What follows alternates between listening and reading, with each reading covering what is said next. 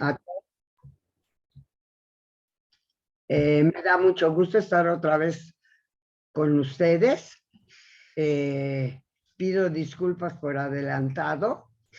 No me siento muy bien que digamos, pero vamos a seguir adelante con el programa y estoy segura que Judith me va a ayudar en todo Claro lo que que sí. pueda. Y pues esa fue una semana pues, bastante movida después de haber conmemorado, recordado a las víctimas del Holocausto, de la Shoah, como se dice en hebreo, pues pasamos a la semana, se supone, de las alegrías. Miren, es un hecho que pagamos un precio muy, muy, muy alto. No hay palabras para decir el precio tan alto que pagamos, pero bueno, los judíos, los sionistas, los que están convencidos de que Israel es el país judío. Y bueno, si están convencidos, espero que estén viviendo en Israel, pero es un hecho que el precio que se pagó, 6,5 millones de judíos matados, asesinados, maltratados. ¿Qué quieren que les diga? Todo lo malo que se le puede hacer a un ser humano se le hizo a ese 6,5 millones de judíos. Y yo no voy a decir, como dijo otra persona, los nazis, no, fueron los alemanes. Para mí fueron los alemanes, tanto los que apoyaron, los que eligieron y los que llevaron a cabo todo lo que Hitler quiso. El caso es que me da un poco, digamos, no sé cómo ponerlo, que no quiero que nadie se me ofenda, pero sí siento que Israel, el país, existe por si hay problemas en otro país de antisemitismo, que tenga el judío a dónde ir en caso de persecuciones antisemitas.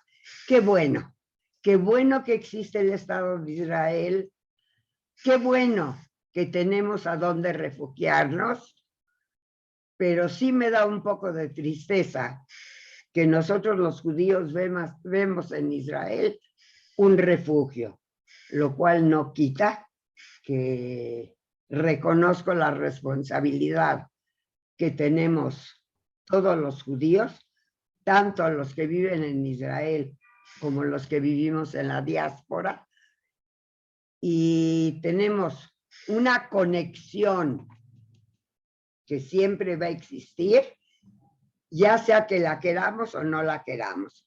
El caso es que esta semana, primero, se recordó a todas las víctimas de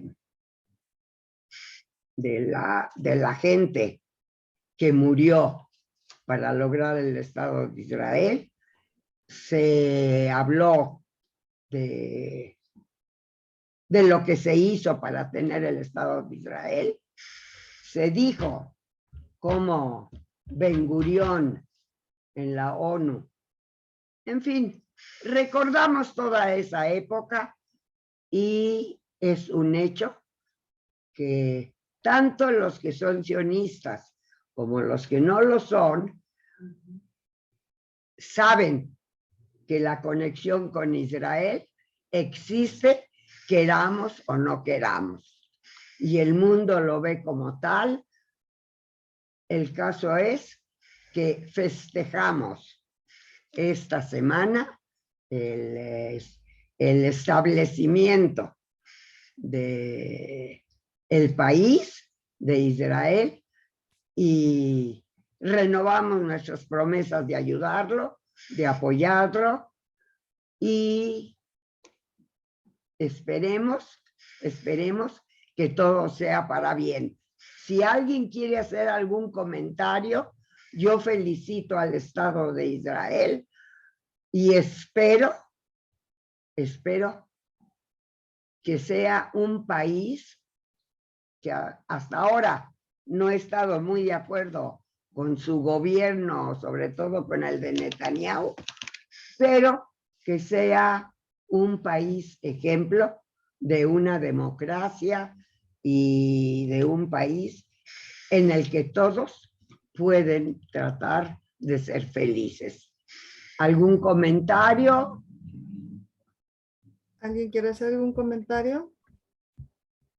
No, parece que no hay comentarios, Maya. No sé si quieras continuar. Daniel. Tienes tu micrófono cerrado, Daniel.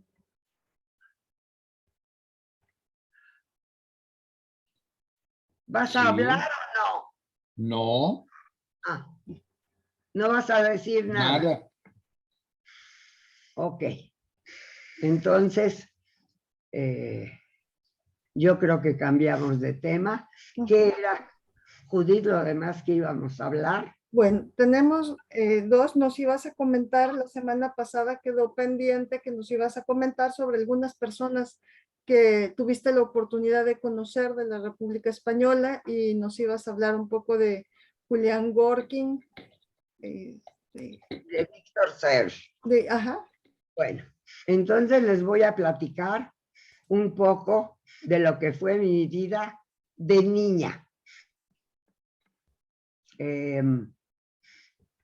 La casa de mis padres era una casa muy, muy especial.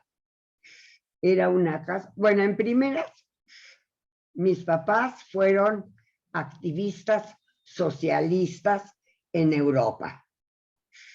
Salieron de Polonia por ser luchadores socialistas y se tuvieron que ir, pues si no iban a la cárcel. Entonces se fueron a Francia y allí siguieron en el grupo bundista y como tal me educaron a mí también.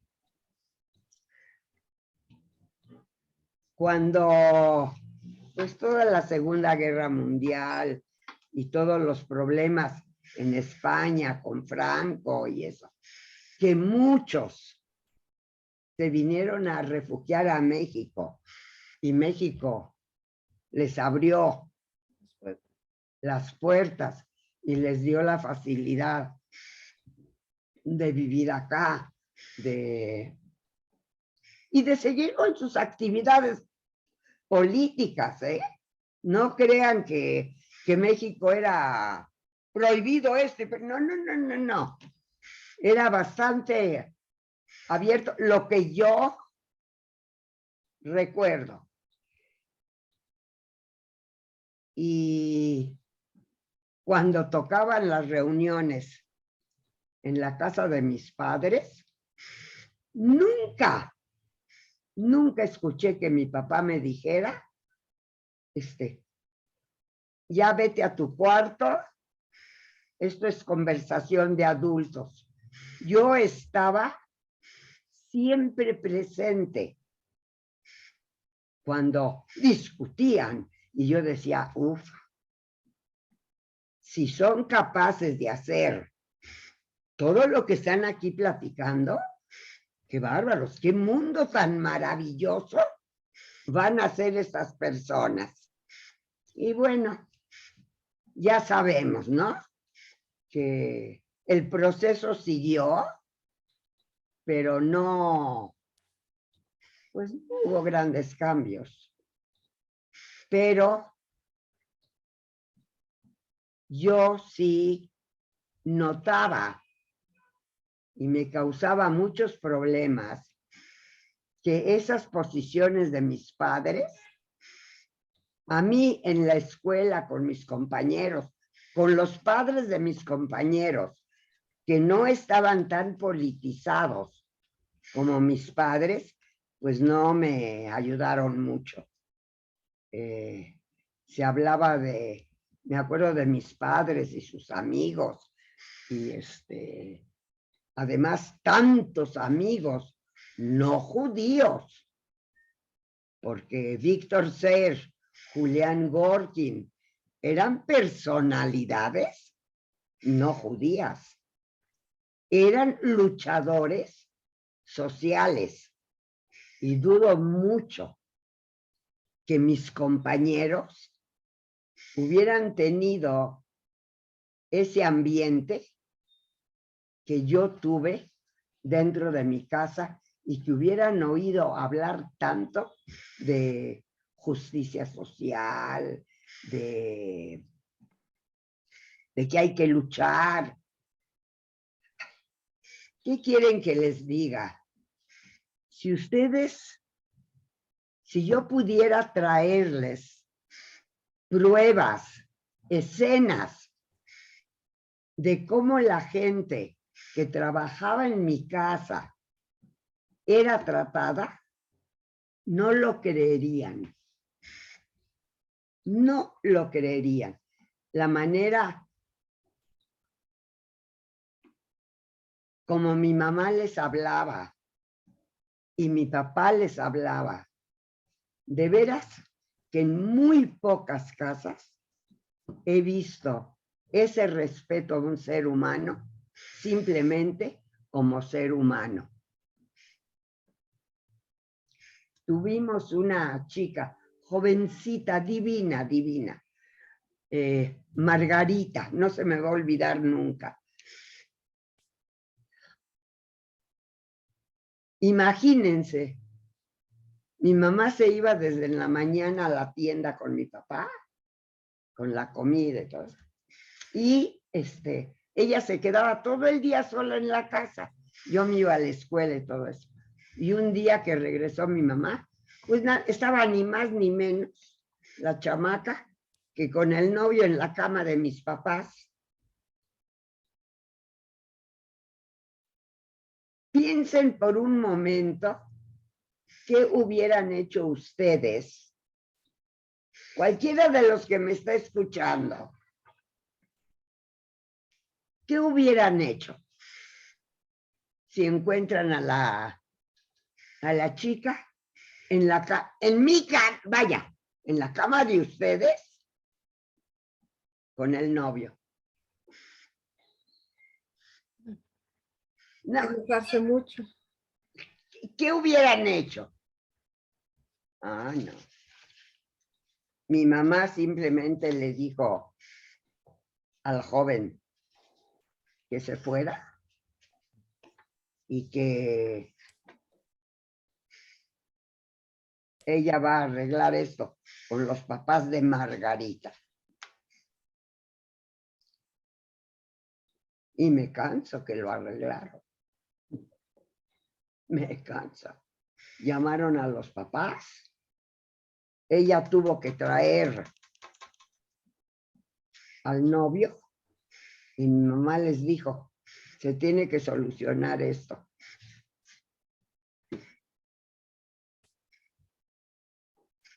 Lo que pasó después y todo eso ya fue cosa de los papás de Margarita. Ya mis papás no se metieron. Pero Margarita todavía trabajó un tiempo con mis papás y luego se fue y se casó. ¿Cuánta gente que me está escuchando pasó por una vivencia así? Y esa es la educación que yo recibí. Lo importante es el ser humano. tú eres ser humano, yo soy ser humano. Hay una pequeña diferencia en la educación que recibimos. Pero tú puedes ser tan buena o tan mala como yo. No es el color de mi piel. Es la educación que recibimos. Todos nosotros y cada uno de nosotros es el resultado de la educación que recibimos. Más lo que decidimos hacer nosotros con eso. Y la verdad, yo hasta la fecha estoy sumamente orgullosa de los padres que tuve. Miren, me enseñaron cosas extraordinarias. Mis padres tuvieron una vida muy dura, muy dura. Y si lo pudieron soportar, nunca oí hablar de separación, de divorcio, nada de eso. Y bueno, pues me costó mucho trabajo, pero yo también logré sacar mi matrimonio adelante. Yo creo que estoy ya desvariando, ¿verdad? No, Naya, yo te iba a hacer un par de preguntas para todos los que no sabemos. ¿Qué son los bundistas? Son los socialistas judíos.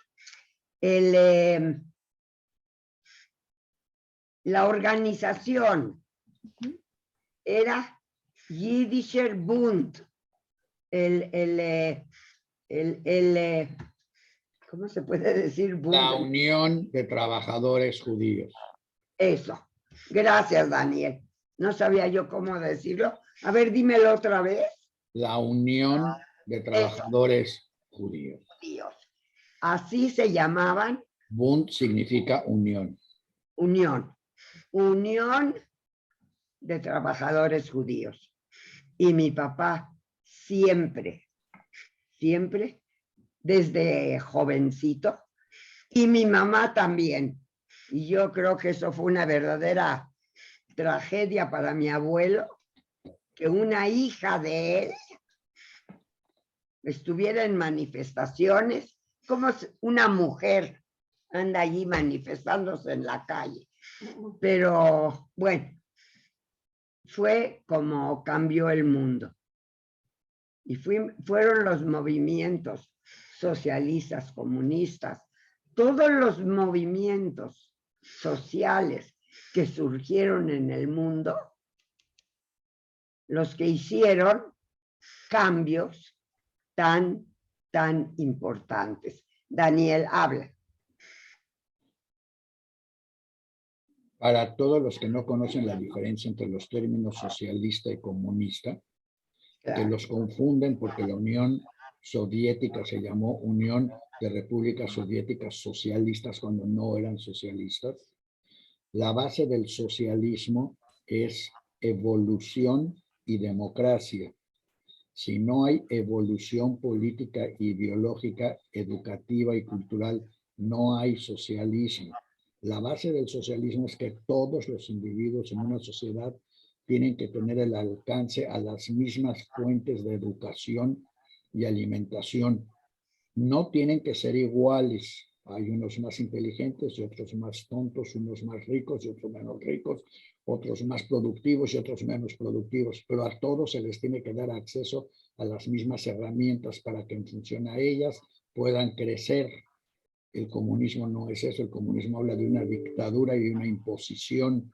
Cuba es comunista, Nicaragua es comunista, Francia en un momento fue socialista, antes de la guerra, curiosamente, la República Española tendía o trataba de ser, por lo menos los republicanos en México, tendían a ser socialistas, no comunistas, y el enemigo número uno del comunismo es el socialismo. La confusión de términos permite amaestrar a todos los escuchas para que no puedan pensar y diferenciar y participar. Por eso la terminología que se usa es tan importante.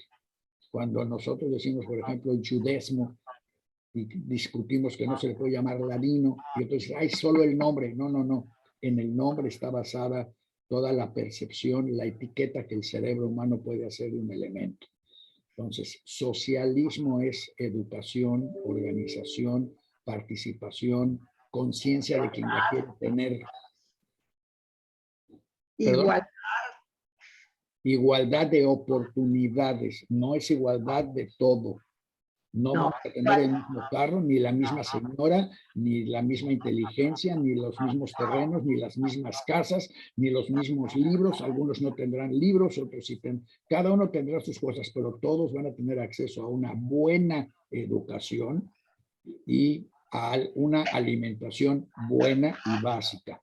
De ahí habrá unos que engorden, habrá otros que no engorden, habrá unos que coman más mariscos, otros que coman más verduras, etcétera. No van a comer lo mismo. El concepto de que la cocina popular para que todos coman lo mismo y todos tenemos que tener 2 pares de zapatos porque no necesitamos más, es comunista, no es antisocialista. Y por eso, cuando tomó Stalin el poder, los primeros que tuvieron que escapar fueron los socialistas, más que los zaristas, porque Stalin sabía que los socialistas pensaban y educaban a los de alrededor, y entonces tenía que tener mucho más cuidado con ellos. Ellos eran el enemigo de verdad. Al quitar a los socialistas del camino, impuso su dictadura e impuso su gobierno. El término socialista era tan positivo que por eso los nazis son nacionalsocialistas. Los rusos se llamaron República Social. Todo mundo más confundió adrede el término socialista para que la gente creyera que ellos eran los buenos. Hoy no hay prácticamente, hay muy pocos, si es que hay algunos, que comprendan el término socialista como tal y que lo puedan usar. Quizás hoy el término más cercano a eso sería socialdemocracia para evitar un poco la confusión de términos. Pero aún así, mucha gente oye socialdemocracia y cree que son comunistas. El Partido Socialista Judío era el partido más importante de los grupos en Polonia y Europa Oriental. En Estados Unidos su participación fue gigantesca en la fundación de todos los sindicatos de trabajadores que hoy conocemos, la AFL-CIO y todas las demás fueron fundadas por miembros de los partidos socialistas. Es más, fueron tan exitosos que sus hijos ya no fueron socialistas porque ya no querían compartir todo. Entonces, ese es el problema entre socialistas, es que al ser exitosos, los que vienen, pues ya no quieren ser tan socialistas. Esa es la historia del Partido Socialista Judío y se le trata de eliminar actualmente, prácticamente se le elimina en muchísimos libros de historia en todos lados, porque el Partido Socialista Judío exigía el derecho de los judíos a ser judíos en donde estuvieran y ser ciudadanos de ese país en igualdad de circunstancias y con las mismas obligaciones. Se le llama doikai. Estamos acá y nuestra obligación es hacer lo mejor posible por esta sociedad, por este país y por este mundo. Se oponían radicalmente a la existencia del Estado de Israel, asumiendo o considerando que el Estado de Israel era un efecto nacionalista y que todos los nacionalismos terminaban de alguna manera en una dictadura o presionando a alguien a favor de otra minoría. Hasta la fecha, viejos sionistas consideran a los bundistas sus mayores enemigos. Los únicos socios que tenían los bundistas en el Estado de Israel era Shomer Hatzair, que siempre iban más o menos juntos, porque dentro de lo que cabe, Shomer Hatzair creía lo mismo que el Bund, pero partía de la base de que, bueno, si no puedes cambiar a todos los polacos, por lo menos vamos a cambiar allá, vamos a crear allá una sociedad desde la que podamos influir a todos los demás. Hoy en Israel, Shomer Hatzair y todos esos grupos también están en total decadencia, y desde el gobierno de Netanyahu, desde el gobierno de Begin, porque para ser socialista hay que ser pensante. No es ser sentimental, de que, ay, yo que no. Para ser socialista hay que ser pensante y hay que ser activo. Y eso es algo que la masa popular normalmente no tiene, hay que educarla, es muy difícil hacer que la masa popular piense en el futuro y piense en todos los beneficios. Eso es el mundo para Clara. Ay, gracias, Daniel. De veras, tu participación estuvo extraordinaria. Ahora quisiera yo, si alguien quiere decirle algo a Daniel. No, más bien hacerte yo otra pregunta, Maya. No sé si alguien más tenga alguna pregunta. A ver. Pero tú decías que esto de alguna manera te afectó en la escuela. ¿Qué pasaba en la escuela? ¿Qué pasaba en la escuela cuando tú eras niña?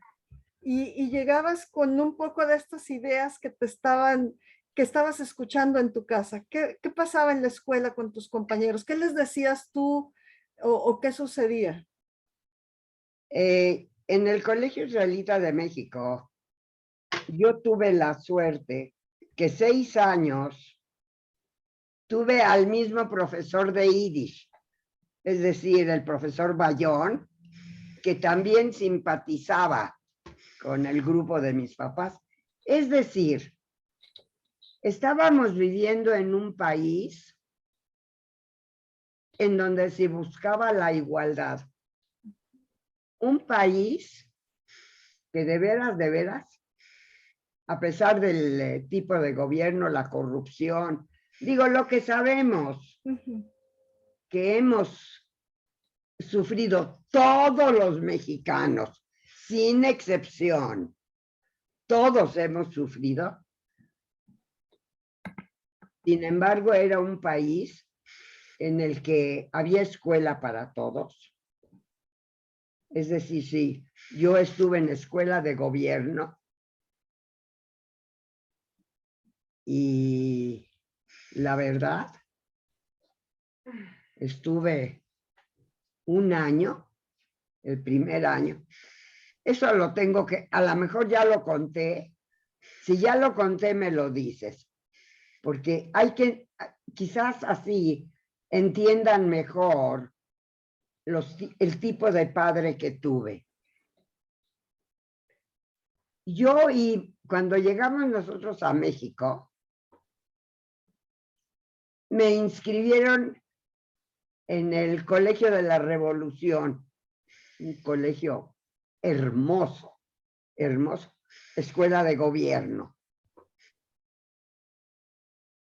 Digo, no había dinero para pagar colegiatura y me mandaron a la escuela de gobierno. ¿En el centro de la ciudad estaba esa escuela? En Arcos de Belém está esa escuela. Está divina. Cuando vengas a México, te voy a llevar a ver el edificio. Vas a ver qué escuela, ¿eh? Espero no arrepentirme, pero que esté bien cuidadita. Era una maravilla. Pero mi papá entró a trabajar de voluntario al Colegio Israelita de México, al patronato. Y digo, eso también era completamente inusual. Quienes estaban en el patronato era padres de niños de la escuela. Sino, ¿qué diablos hacía en el patronato? Pero mi papá fue. En un momento dado, me acuerdo que el señor Gutenberg, por cierto, no se me olvida el nombre, un señor al que quise mucho, le preguntó así en una junta, le preguntó a mi papá, ¿cuántos hijos tiene usted en la escuela? Y le dijo mi papá, ninguno. ¿Qué? ¿Cómo puede ser? Entonces, ¿qué hace usted acá?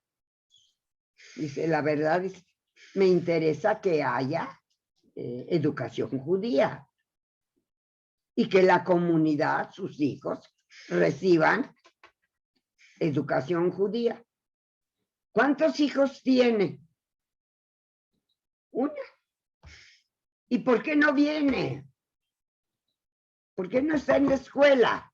Pues porque no tengo para pagar. ¿Cuánto puede pagar? Digo, no se rían, por favor. Pues yo podría pagar 10 pesos al mes, digo.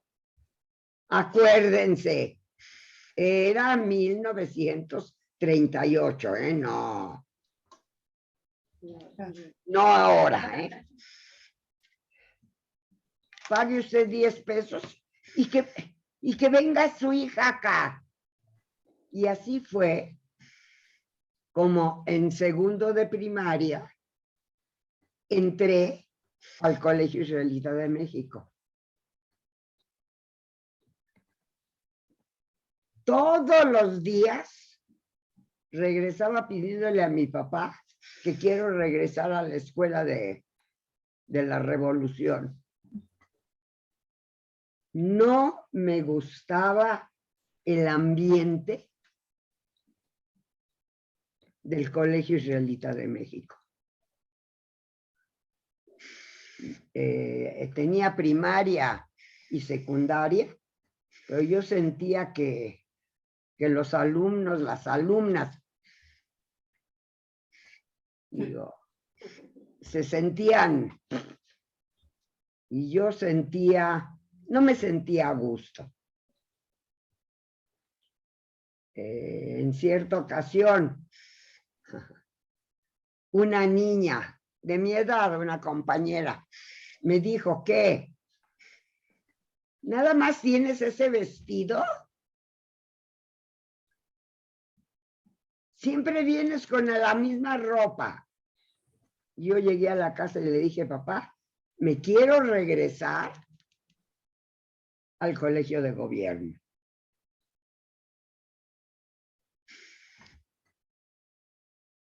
No me regresó, lógico, pero fue mi papá el que propuso que se pusiera uniforme en la escuela para que todos nos viéramos iguales.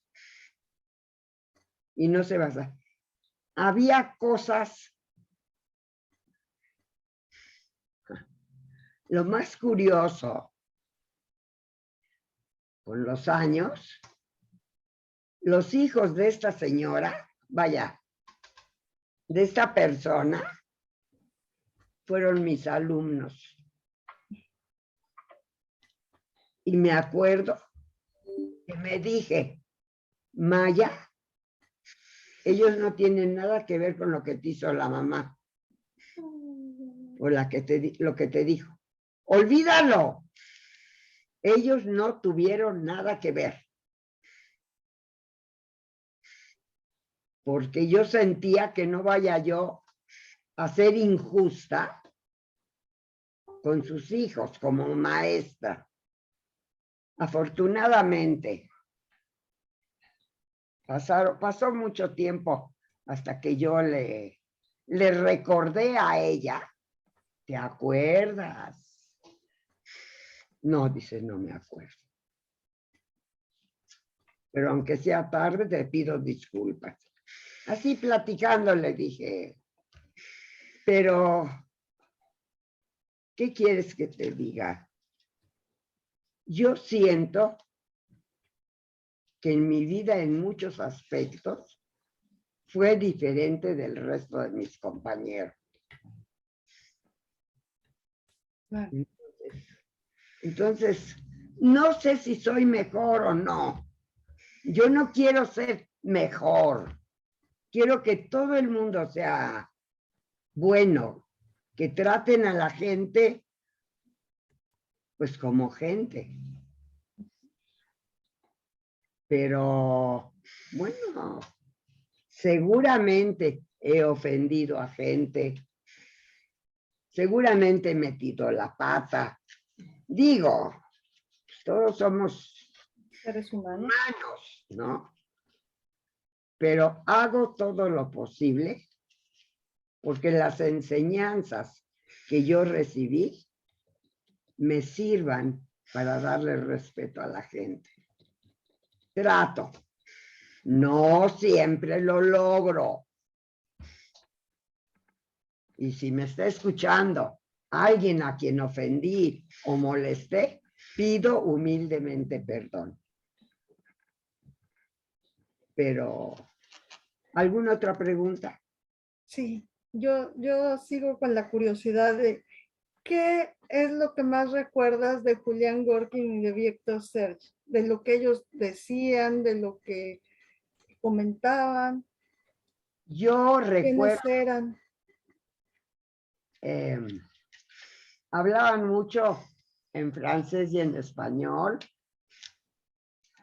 y eran socialistas de hueso colorado. ¿De dónde eran ellos? Víctor Serge era de Francia.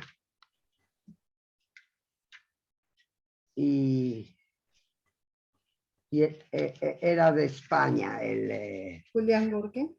Julián Gorkin. Eran gente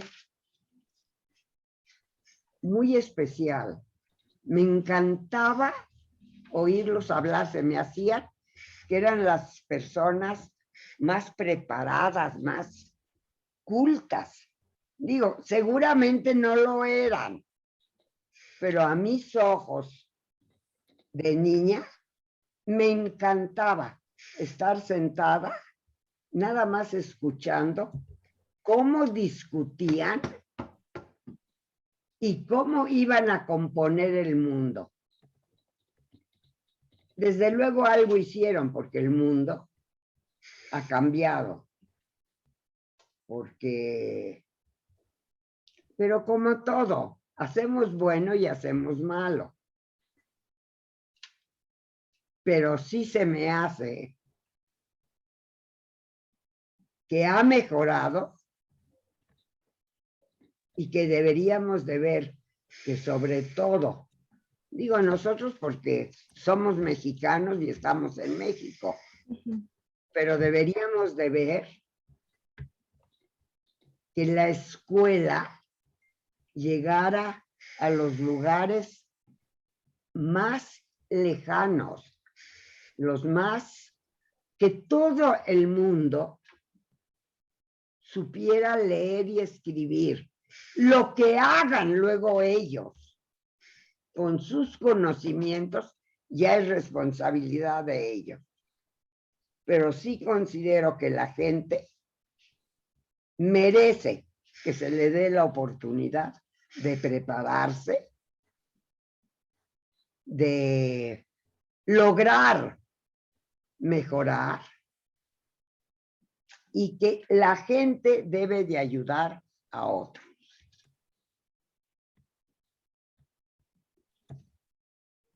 ¿Y qué fue de ellos, Maya? ¿Siguieron en México? ¿Qué? De Julián Gorkin y Víctor Serge. Daniel creo que quiere comentar algo. Adelante, Daniel. Primero, en Diario Judío hay que publicar los perfiles tanto de Víctor Serge como de Julián Gorkin, porque van a ver el nivel de personalidades de estas dos personas. Las obras de Gorkin en español las debería de leer la gente de la Cuarta Transformación para aprender lo que están diciendo. Sobre todo deben de leer su libro de 1875, El Revolucionario Profesional, y luego deben de leer el libro de 1978, Los comunistas contra la Revolución Española, para que entiendan cuál es la diferencia entre comunismo y socialismo y dejen de estar confundiendo términos o confundiendo a la gente con su mal uso de términos.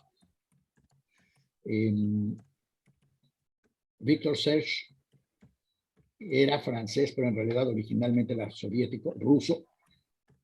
Se llamaba Víctor Lvovich Kivalchik. Wow. Su nombre de lucha era Víctor Serge, y por ser crítico como socialista que era, por haber sido crítico dramático de Stalin, tuvo que escapar. Curiosamente, Julián Gorkin fue el que logró ayudar a Víctor Serge a entrar a México. para que no se confundan con terminología. En un momento dado, México estaba cerrado a toda inmigración durante los años previos y durante la guerra, excepto republicanos españoles. Y ellos dos entraron como republicanos españoles. Pero me imagino que estar sentados con ellos y hablando con ellos debe haber sido muy particular. Yo los recuerdo remotamente y recuerdo que yo creí que todos los republicanos españoles eran como ellos. Entonces, cuando yo empecé a salir con gente del Colegio Madrid, pues yo esperaba que hablaran de las cosas que hablaba Víctor Serge o de los libros de Gorkin, y luego descubrí mucho después que ni hablaban de ellos, ni sabían quiénes eran, ni habían sido educados al respecto, que bebían de más normalmente algunos, y que sus preocupaciones eran las preocupaciones de cualquier, llamémosle, adolescente normal, sin preocupaciones. Ni siquiera conocían la historia de la propia República Española, cuando la República era México y su gobierno estaba en México, pero lo conocía yo, no los hijos de los republicanos españoles o los alumnos del Colegio Madrid en general. Muchos sí, pero la inmensa mayoría, pues igual que los del colegio israelita, vivían ya en una vida clase mediera que no les permitía preocuparse por otras cosas. Pero nada más quería yo agregar los temas y recordarles, pueden leer en Diario Judío el perfil de Víctor Serge y de Julián Gorkin para ver de quién está ella hablando. Y para complicar aún más la imagen de su papá, o sea, de Misere, yo tengo una anécdota muy extraña. Él siempre presumía que una vez llegó un auditor de Hacienda a su tienda en la calle de Argentina a pedirle todos sus papeles. Qué bueno que no llegó a la mía, porque si hubiera llegado a la mía a pedirme papeles, hace conmigo lo que quiere porque yo no tengo papeles, nunca sé dónde están, ni sé cómo acomodarlos. Pero él presumía que estuvo 3 meses siendo revisado y auditado por este señor de Hacienda, y al terminar los 3 meses no le pudieron encontrar un solo papel malo, nada ilegal, nada escondido, y terminó siendo amigo del inspector. Cuando yo estaba de director de una escuela, le comenté esa anécdota a uno de los papás que venían ahí, y me dijo, fíjate, mi papá tenía una tienda al lado de la del tuyo, de la de tu Seide, y llegó seguramente el mismo inspector. Mi papá le dio 100 pesos, lo mandó al diablo. Aquel se fue, seguramente a platicar con el tuyo. El tuyo era muy derecho y muy justo. El mío se hizo millonario vendiendo abrigos que decían que eran de mink, pero que no eran de mink, y no pagando impuestos. Y yo no entendí que había una realidad entre esos dos conceptos del deber ser o el querer ser y la realidad del ser. Lo que el inspector esperaba no era la amistad, ni la guía, ni nada de Roman Weisser, de Roman Weisser. Lo que esperaba era una mordida para irse a su casa y ya. Y se vio de pronto involucrado en otras cosas. Desgraciadamente no sé el nombre del inspector porque me hubiera fascinado poderle dar seguimiento, pero si alguien conoce a alguien que haya sido inspector de Hacienda en los años 30, 40, en las calles de Argentina, en el centro de la Ciudad de México, díganoslo. Estás mal en las fechas. Tu Seide abrió la tienda hasta 1940 y tantos, cuando ya era legal en México. Bueno, entonces, si alguien conoce a alguien que fuera inspector en los años 50, 60 a lo mejor, avísenos, porque sería fascinante poder encontrar a ese inspector y preguntarle qué aprendió, si cambió algo de su visión del mundo, de México, de los humanos, de sí mismo, por estas conversaciones que tuvo involuntariamente, al principio por lo menos, y que luego a lo mejor ya le gustaron. Pues me enorgullece mucho el recuerdo que tienes de mi papá, el señor Roman Weisfeld.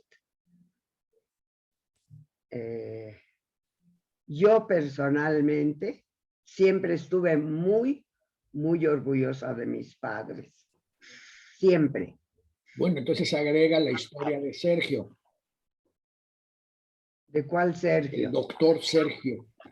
Ah, claro. Sergio González Díaz. Creo que ya la conté, ¿no? A mí me lo platicaste. ¿No? A mí me lo platicaste, sí. En el Pero programa, no en el programa No que yo recuerde.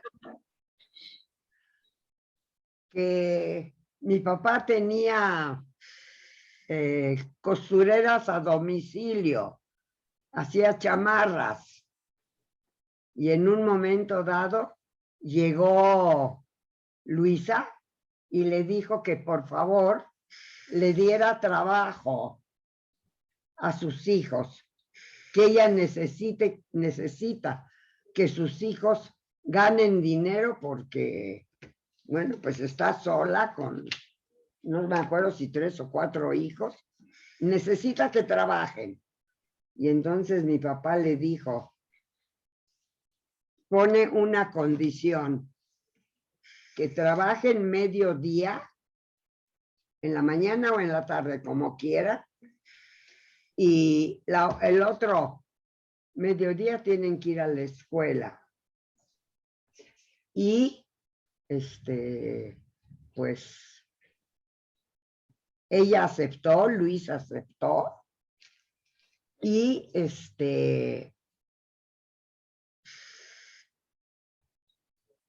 y lo cumplió. y lo cumplió. Uno terminó de contador público, Gabriel, y Sergio terminó la carrera de medicina. Y mi papá siempre decía, corta la piel, la chamarra, como un cirujano. Y acabó siendo director general, director del Hospital General que está ahí en la colonia de los doctores.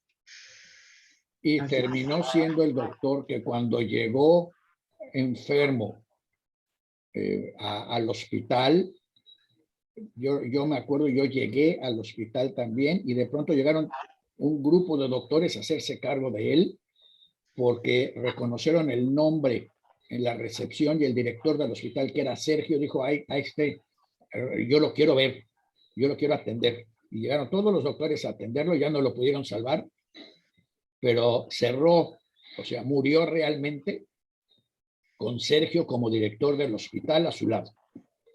Entonces, no es nada más acciones, es el karma, que se cierra el círculo donde había un director orgulloso de un hospital bien manejado de gobierno que atendía a todo mundo y que podía haber sido un cortador de chamarras toda su vida si no hubiera sido que tenía el compromiso de estudiar por exigencia de un patrón irregular. Imagínense si todos los patrones en México exigieran que los hijos de sus empleados estudiaran una carrera para poder seguir trabajando. Primero habría menos alcohólicos. Bueno, yo creo que la gente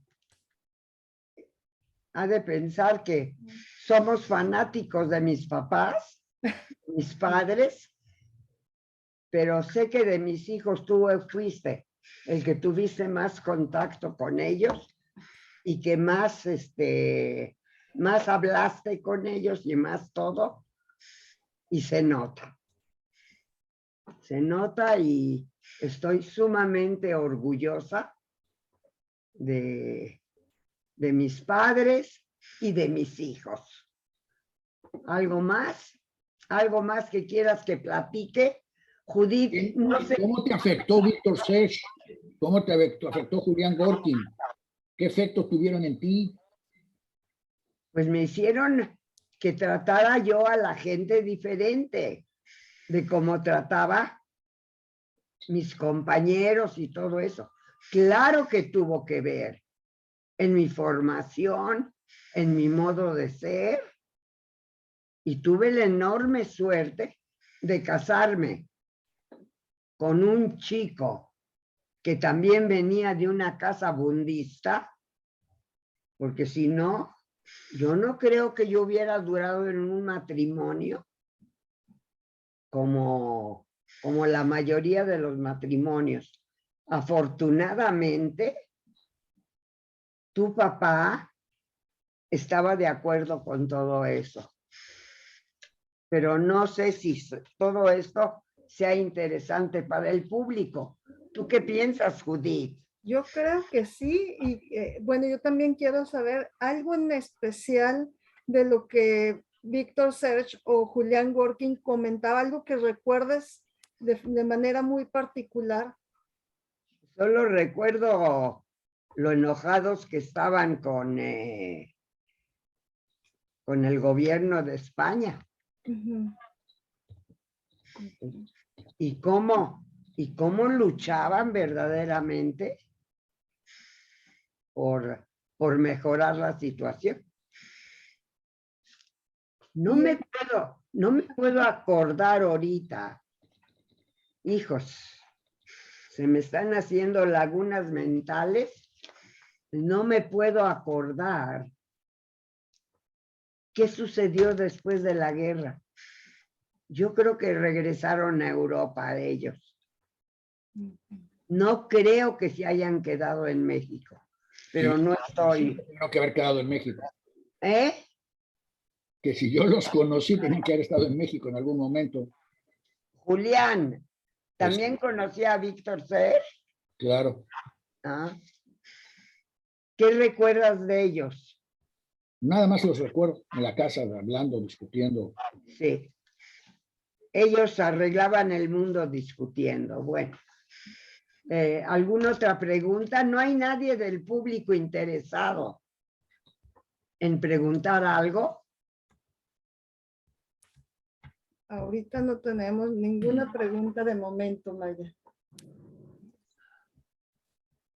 Muy bien. Creo que estaban más emocionados escuchándote que buscando hacer preguntas. Pues Porque yo es no. muy interesante lo que nos estás comentando. ¿Sí te parece que estuvo interesante, Judith? Sí, a mí me parece muy interesante.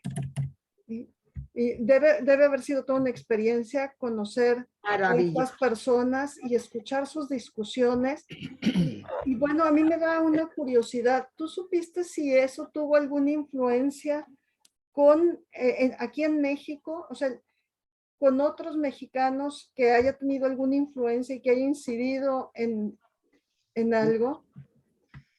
No sé, yo perdí completamente. Ellos no tenían, bueno, Julián tenía esposa y un hijo, que lo seguí viendo, pero llegó un momento en que nuestros mundos se separaron por completo y ya no volví a saber de ellos.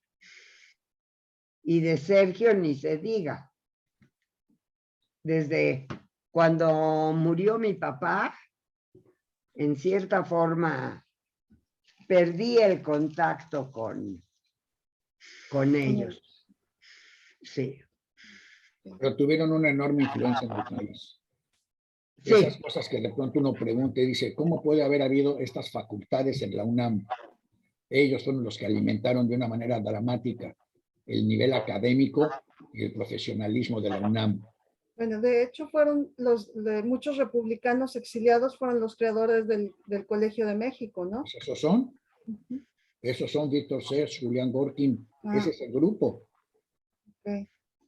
Sí, ellos son los que inventaron la parte humana y realista de lo que llamamos la Revolución Mexicana, de cuando decimos, ¿cómo puede ser, como dice el señor que el PRIAN, que solo se la pasó robando y de pronto hay servicios médicos, hay cosas, todo lo que hay es de alguna manera resultado de la influencia de estos republicanos españoles que vinieron con la convicción absoluta de que sí se pueden hacer las cosas bien profesionalmente, por el interés de la nación, del pueblo, y no nada más del que está en turno robando.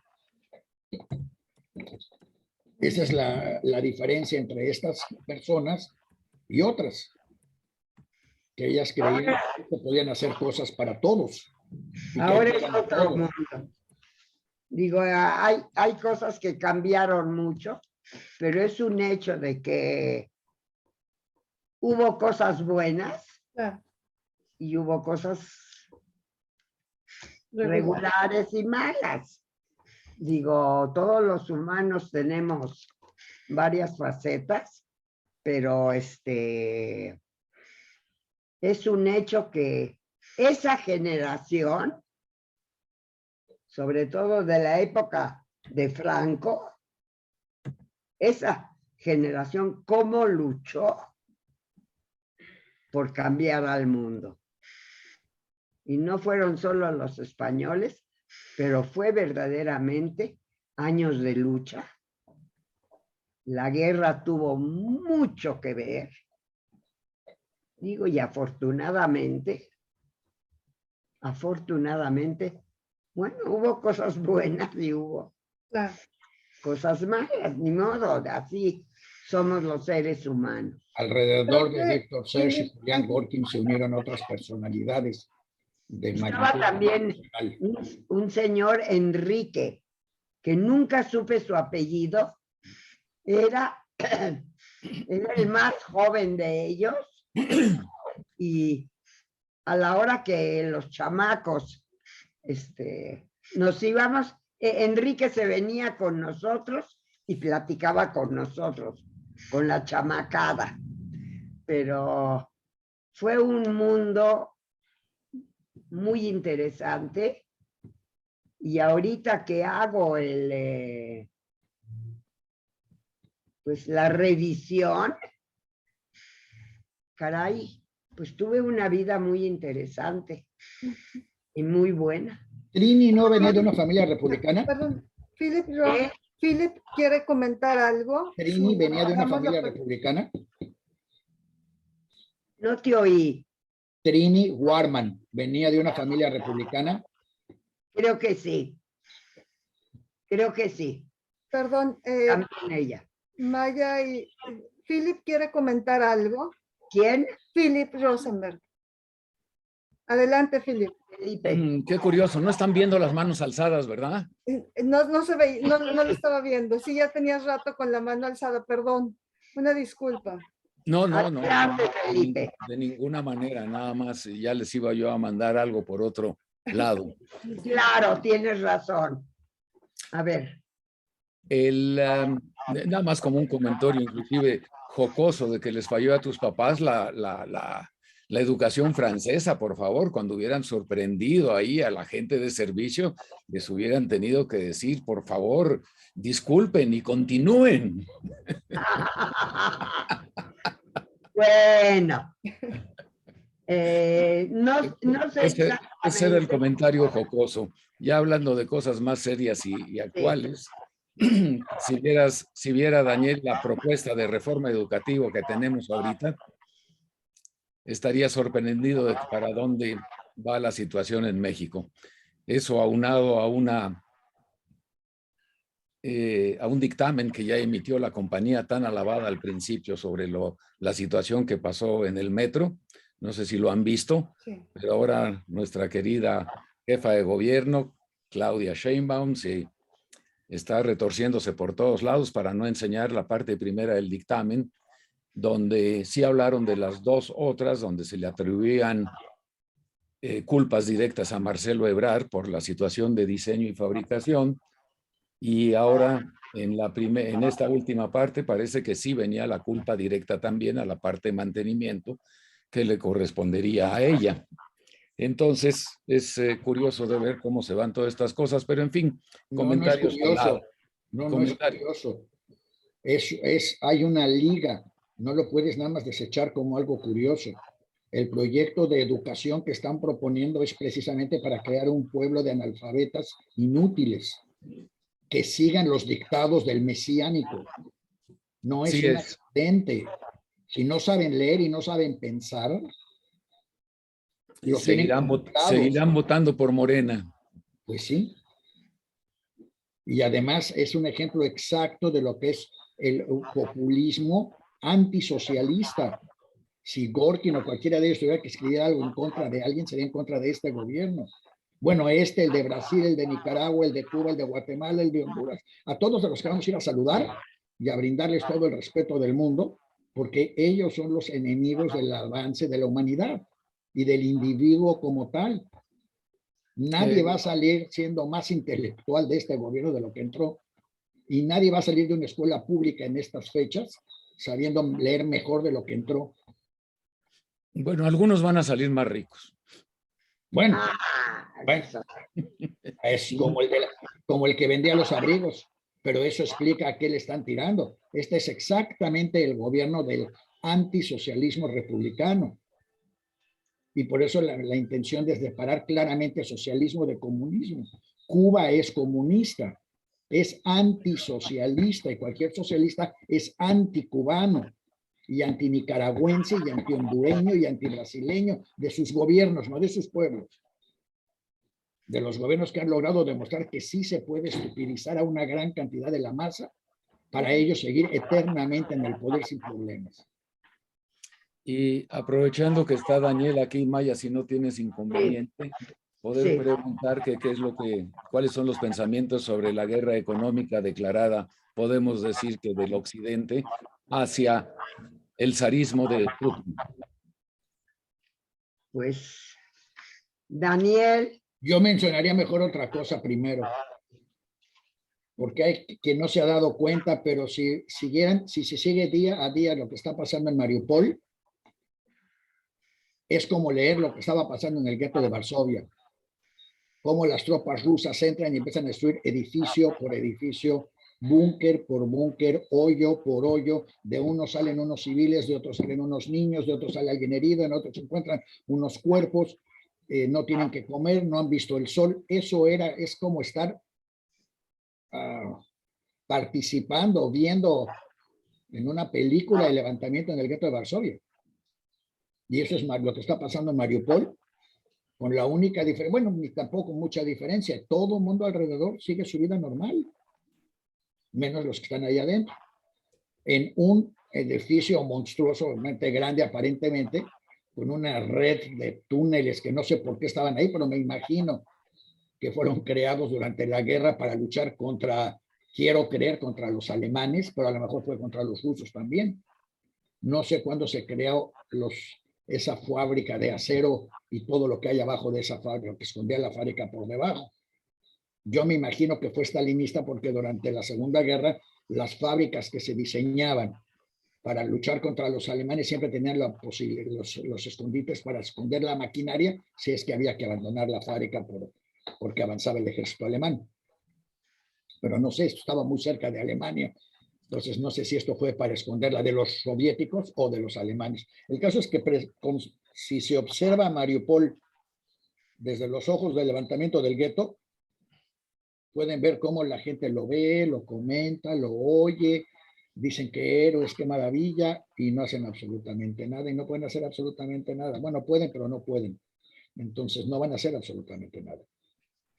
Van a terminar, van a esperar a que se limpie la ciudad, a que se limpie esa zona, a que esté, ¿cómo le vamos a llamar? Ukrainian Rhein, y puedan entrar tranquilamente los rusos y con eso tener un pretexto a lo mejor para parar una guerra que les está costando todo. Porque además lo más interesante de toda esta guerra es haber descubierto que la corrupción sí mata. Imaginen tener un ejército, y además esto es para todos los generales que nos estén escuchando, abusados, no tomen el poder, porque si toman el poder los corruptos son ustedes, porque como demostraron en Rusia, Putin se volteó con sus generales y dijo: general, ya tenemos tanques, sí señor, y ya tienen gasolina, sí señor, y resulta que los llevaron a la gasolinería y en la gasolinería dijeron: traigo vales del bienestar, llénale el tanque de la gasolina. Y dijo: bueno, si me vas a dar un vale del bienestar, entonces le lleno la mitad del tanque nada más. Y entonces el tanque nunca llegó a donde tenía que llegar porque se quedó sin gasolina. Y lo mismo les pasó a los de la comida, y lo mismo les pasó a los de los uniformes, y lo mismo les pasó a los de las municiones. Y no nos queda muy lejos, es exactamente el ejército de Santana yendo a Texas. Oiga, general, ¿cómo anda la tropa? Muy bien, mi coronel, ya comió mi general, mi santísimo Santana, perfecto, pues vamos a caminar. Y aquellos no tenían ni zapatos para caminar, pero llegaron hasta Texas. Y luego querían que pelearan exactamente lo mismo que pasó con Santana. Le está pasando, según yo, a Putin en Ucrania, y está demostrando que el ejército soviético, la corrupción, hizo pedazos al que debió haber sido el segundo o tercer ejército más poderoso del mundo. Y nada les funciona porque todo tiene, como el metro, pedacitos de corrupción.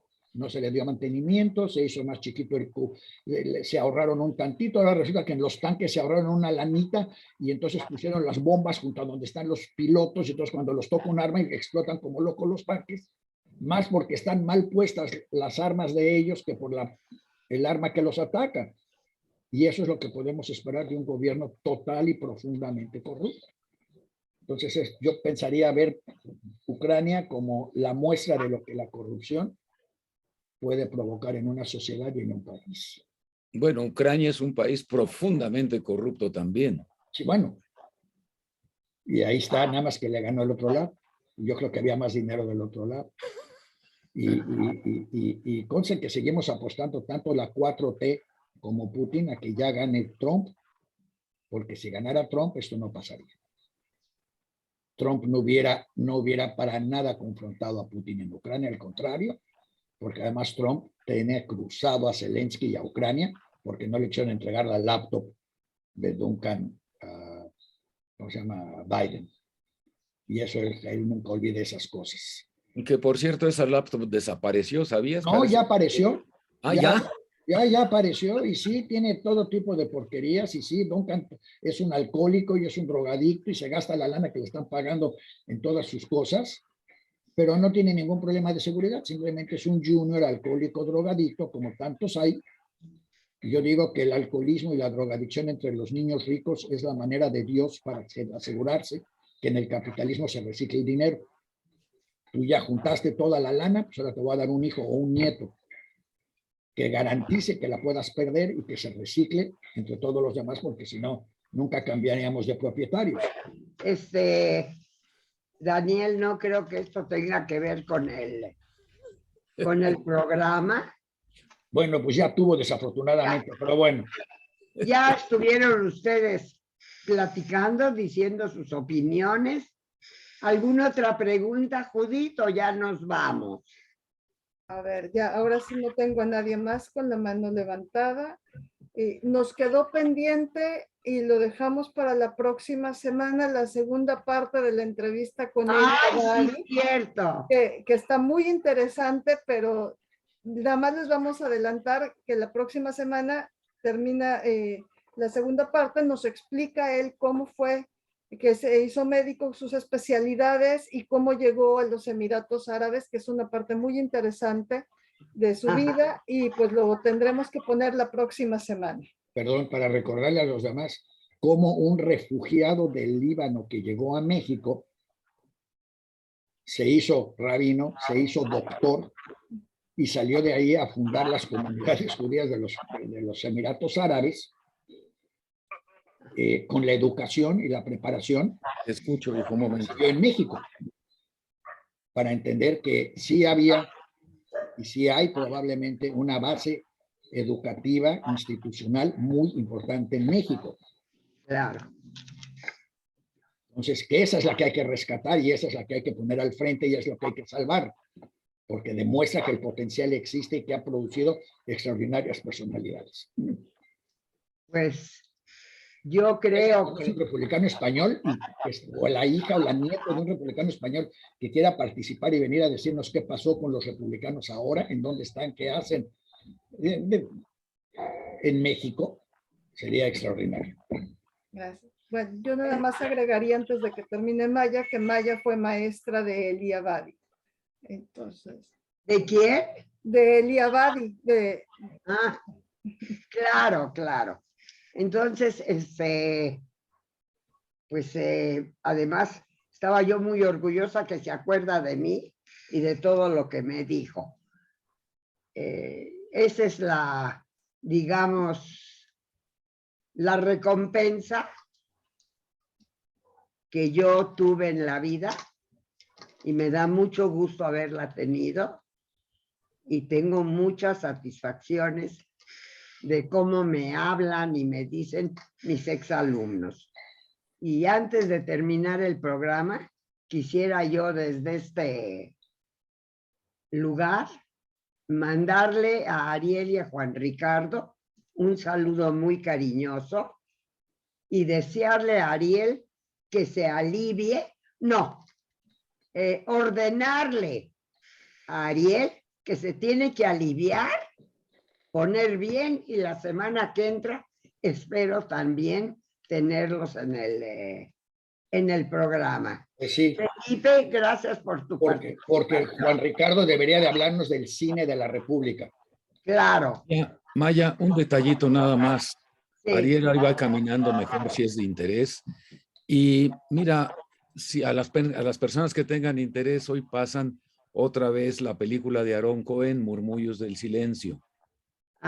¿Dónde va a estar? Va a estar en la Cineteca Mexiquense y por ahí me mandaron el link. Okay. Si quieren, se los comparto. Sí, gracias. Por favor, mándame el link a ver si lo podemos ver. Y yo les quiero compartir otra cosa hablando de eso.